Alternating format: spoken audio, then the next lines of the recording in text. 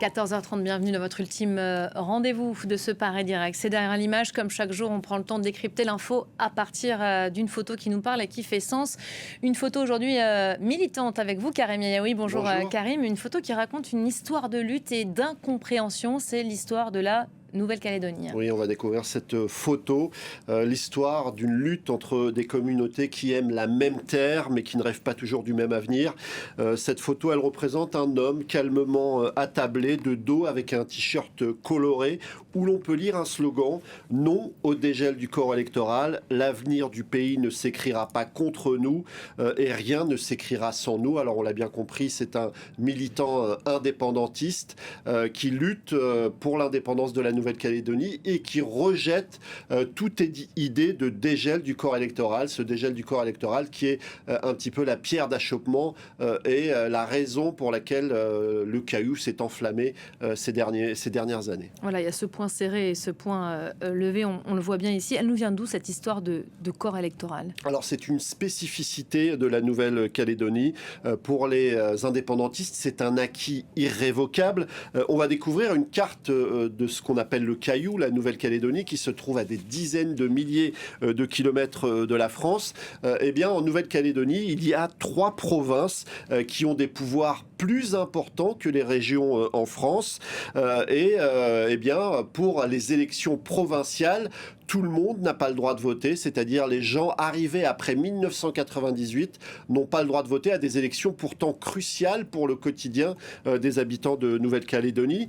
Mais pour comprendre un peu tout ça, il faut se replonger un peu dans le passé de la Nouvelle-Calédonie, qui a été colonisée par la France en 1853. Et comme l'Algérie, c'était une colonie de peuplement, c'est-à-dire que des habitants de la métropole sont venus s'installer en Nouvelle-Calédonie. Il y a eu des violences très rapidement, mais c'est surtout au XXe siècle, lorsqu'il y a eu un mouvement de décolonisation, que l'idée d'indépendance a gagné du terrain. Là, on découvre des images des années 80.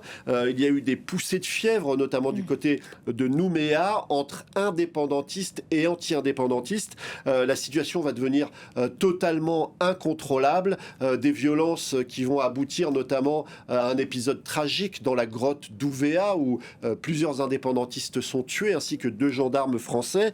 On va finir par parvenir à un accord en 1988 sous l'égide de Michel Rocard, qui est alors Premier ministre.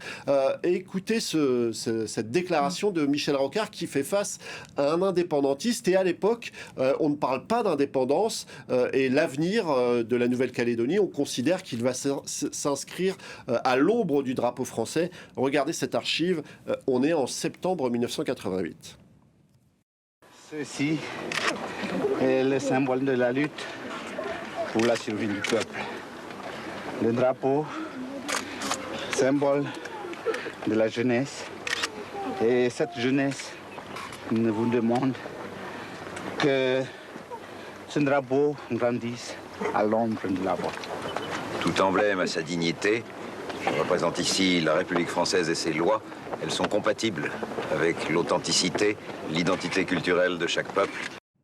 Voilà, la Nouvelle-Calédonie qui n'est pas indépendante, mais qui gagne en autonomie. Exactement, la République, évidemment, est toute puissante, on l'a vu à travers Michel Rocard, mais les accords de 1988 qui sont signés sous l'égide de Michel Rocard, et bien, ça organise un petit peu l'avenir vers l'indépendance, même si eh bien, la Nouvelle-Calédonie n'est pas indépendante. C'est là où on met en place cette fédération de 3 provinces. Il y aura aussi des accords en 1998, cette fois-ci sous l'égide de Lionel Jospin, et pour préserver le poids des Kanaks dans cette mosaïque de peuples, eh bien, c'est là qu'on décide qu'il y aura le gel du corps électoral. Pour comprendre un petit peu mieux, je vous propose de regarder l'extrait d'un sujet qui pose en quelque sorte l'importance de mettre en place ce gel du corps électoral. Regardez. Avec cette poignée de main, le corps électoral calédonien allait changer. C'est l'une des innovations prévues par l'accord de Nouméa en 1998. L'État, les indépendantistes et les anti-indépendantistes se mettent d'accord sur un principe. Limiter le droit de vote aux élections provinciales pour éviter les déséquilibres démographiques entre Européens et Kanaks. On ne va pas évidemment interdire l'accès de la Nouvelle-Calédonie à des citoyens français. Physiquement, ils peuvent venir, mais si on les laisse voter et si on leur donne accès sans aucune restriction au marché du travail, il y a un déséquilibre qui est générateur de difficultés politiques majeures. Pour le FLNKS et le gouvernement Jospin, seuls pourront voter aux élections provinciales les personnes arrivées en Nouvelle-Calédonie avant novembre 1998.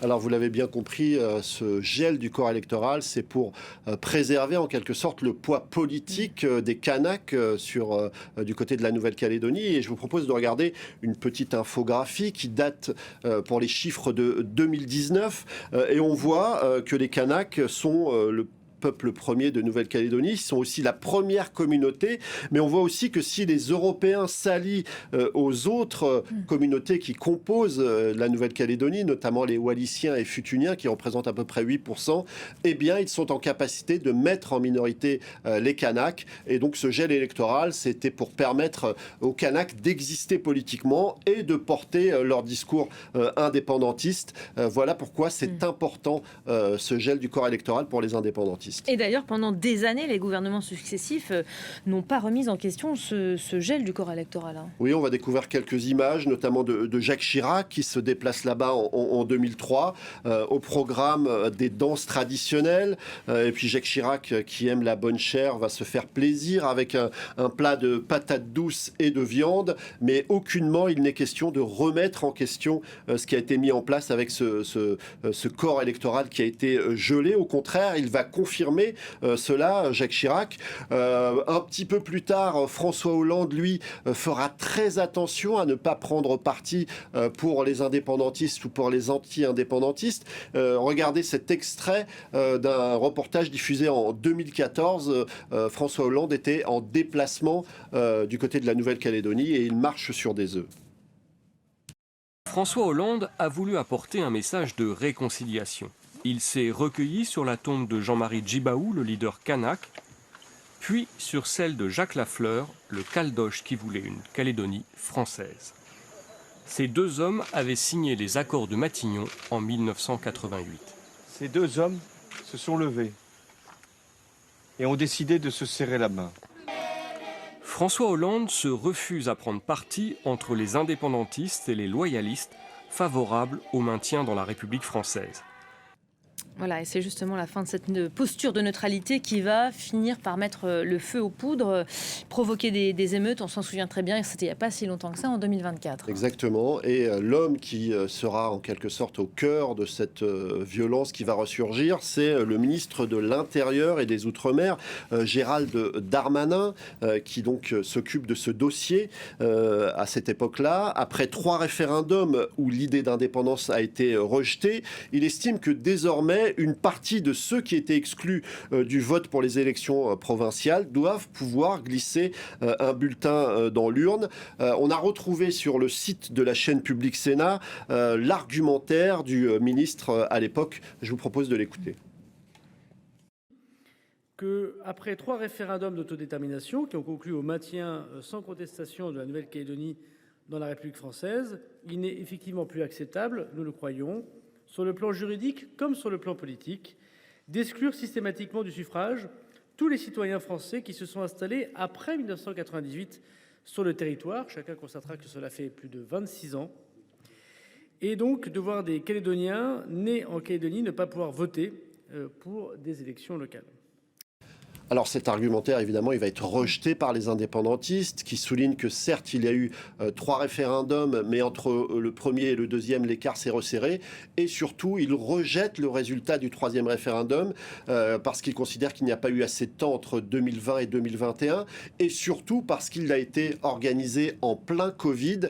Donc il a été boycotté par les indépendantistes. Et donc pour eux, ils considèrent qu'il est nul et non avenu. En tout cas, on a vu un Gérald Darmanin expliquait qu'il était désormais intolérable que tout le monde ne puisse pas voter, en tout cas qu'une partie plus importante puisse voter.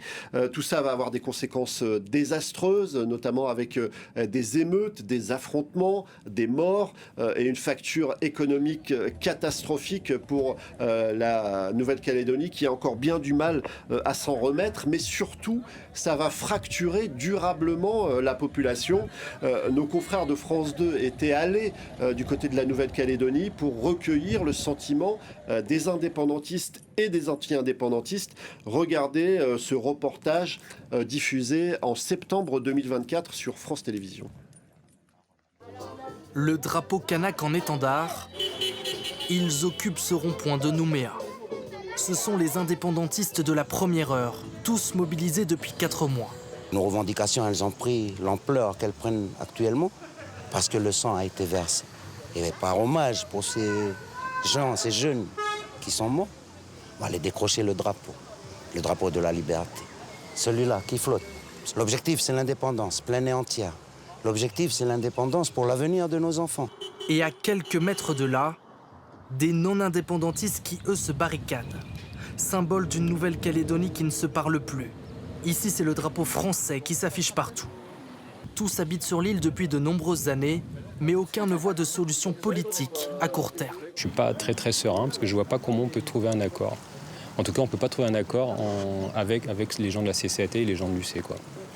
Aujourd'hui, politiquement, c'est coincé. Ah oui, c'est complètement coincé, oui. Je vois pas comment...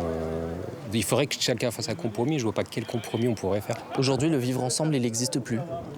Je ne dis pas qu'il n'existe plus, je dis qu'il a du plomb dans l'aile. Il y a 20 mois qui se sont écoulés depuis cette séquence. On en est où aujourd'hui, Karim ? Alors, on a essayé de construire un accord qui s'appelait l'accord de Bougival. Un certain nombre d'indépendantistes avaient souscrit à cet accord, les anti-indépendantistes également. Mais lorsqu'ils sont retournés du côté de Nouméa, après cet accord, eh bien, une frange un petit peu plus radicale, entre guillemets, des indépendantistes a décidé que cet accord n'était pas valable. Aujourd'hui, c'est un petit peu le statu quo et le gouvernement a décidé, puisqu'il va y avoir des élections provinciales le 28 juin prochain, théoriquement, eh bien, qu'il allait faire rentrer un petit peu de dégel du corps électoral. Un petit peu, ce n'est pas suffisant pour les anti-indépendantistes. Un petit peu, c'est beaucoup trop pour les indépendantistes. Et finalement, on se retrouve dans une situation qui ne satisfait personne. Alors certains s'interrogent pourquoi la France s'accroche à ce territoire. Il faut rappeler que du côté de l'ONU, c'est considéré comme un des derniers territoires non décolonisés. Alors évidemment, il y a un certain nombre de raisons qui l'expliquent. D'abord, ça on l'a dit au tout début, c'est une colonie de peuplement. Que va-t-il advenir de tous ceux qui sont liés à la France et qui ne veulent pas s'en détacher? Ensuite, il y a des raisons géostratégiques parce que ça permet à la France de posséder un territoire maritime immense à proximité de l'Australie et de la façade asiatique du Pacifique. C'est un territoire qui suscite les convoitises. Il y a parfois des ingérences. On se souvient comment l'Azerbaïdjan a tenté de profiter ou en tout cas d'instrumentaliser les indépendantistes. C'est aussi un territoire qui suscite les convoitises au niveau économique, de la Chine notamment. En tout cas, tout ça fait que la France n'est pas du tout prête à se séparer de la Nouvelle-Calédonie. Alors, on a vu, il y a ceux qui considèrent que l'indépendance totale est la seule issue. Il y a aussi une partie des non-indépendantistes qui veulent qu'on reste très proche et très accroché à la France. Mais il y a peut-être un chemin médian qui a été parfois évoqué par des hommes politiques. Regardez, c'est en 2017, c'est Jean-Jacques Urvoas, un ancien ministre français, qui considère qu'il y a la place pour un chemin médian. Écoutez. Regardez le Québec. C'est un État dans une fédération, le Canada. Il n'y a pas nécessairement l'indépendance ou le maintien dans la France. On va tricoter, on va inventer, on va imaginer quelque chose qui n'existe pas. Alors il y a quelque chose à tricoter, quelque chose à construire qui n'existe pas. Le problème, c'est que pour pouvoir construire quelque chose, il faut se parler, il faut discuter. Et ces derniers temps, la discussion a souvent tourné court. En tout cas, cette possibilité reste dans l'air. Mais peut-être qu'il faudrait s'y prendre autrement que de dégeler ce corps électoral de façon un peu brutale, de discuter avant cela. Et c'est sans doute peut-être le chemin qu'il faudra prendre à un moment ou à un autre pour tenter de construire un avenir, parce que on sait pertinemment qu'on soit indépendantiste ou qu'on soit anti-indépendantiste, tout le monde a l'air de l'aimer beaucoup, ce caillou perdu à des dizaines de milliers de kilomètres de la France. Voilà, ce qui pourrait peut-être rassembler les uns et les autres. Merci beaucoup Karim pour ce Derrière l'image.